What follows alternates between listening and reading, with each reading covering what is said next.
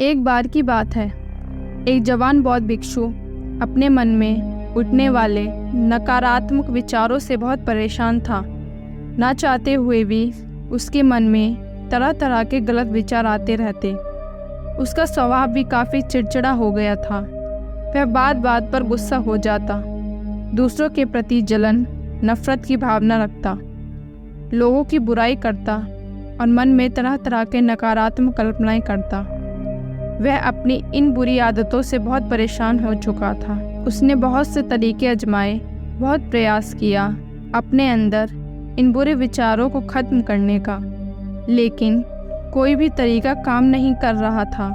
अंततः एक दिन परेशान होकर उसने अपने गुरु के पास जाने का निर्णय किया। गुरु एक बहुत ही बुद्धिमान और आत्मज्ञानी व्यक्ति थे।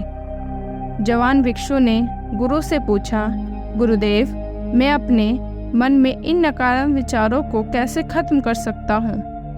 गुरु ने उत्तर देते हुए कहा, नकारात्मक विचार बादलों की तरह होते हैं जो कि साफ आसमान को धुंधला बना देते हैं।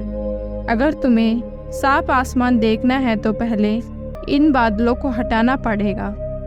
ठीक इसी प्रकार अगर तुम अपने दिमाग से नकारात्मक विचारों को खत्म करना चाहते हो तो सबसे पहले इन नकारात्मक विचारों के मूल कारणों को जानना पड़ेगा और उन्हें नष्ट करना पड़ेगा।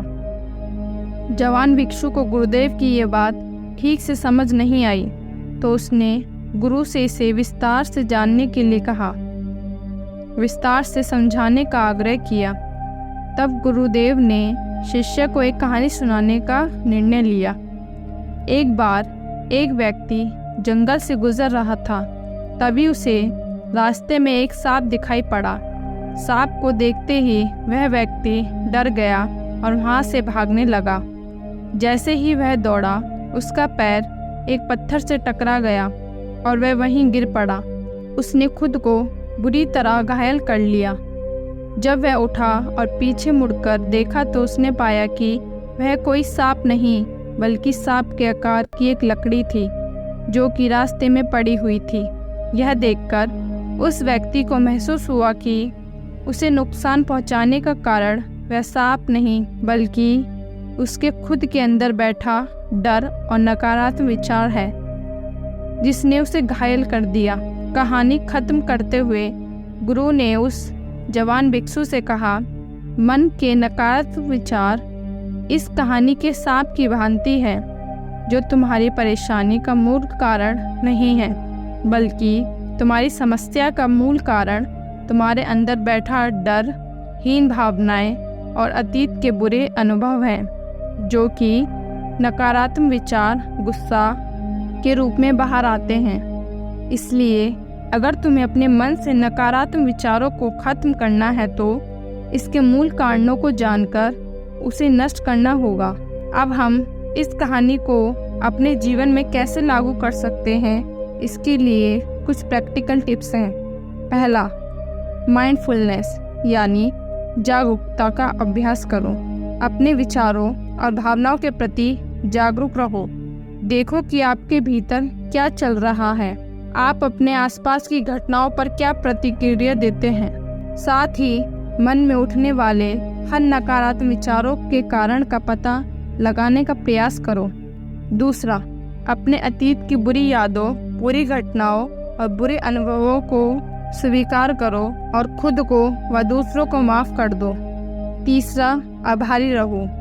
अपने जीवन के सकारात्मक पक्ष पर अपना ध्यान केंद्रित करो और आपके पास जो कुछ भी है उसके लिए इस ब्रह्मांड का आभार व्यक्त करो। आभार व्यक्त करना हमारे नज़रिए से सकारात्मक बनाता है और हमारे अंदर से नकारात्मक भावनाओं को खत्म करता है।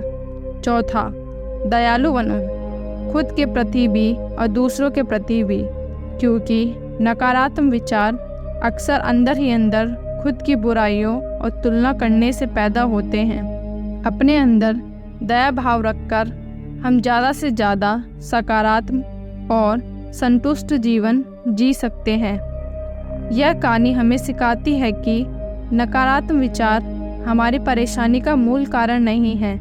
असल में समस्या तो हमारे भीतर गहराई में छुपी हुई है। इन विचारों के मूल कारणों को पहचानकर हम इन विचारों को अपने दिमाग से निकालना शुरू कर सकते हैं और एक ज़्यादा खुशहाल व शांति से भरा जीवन जी सकते हैं।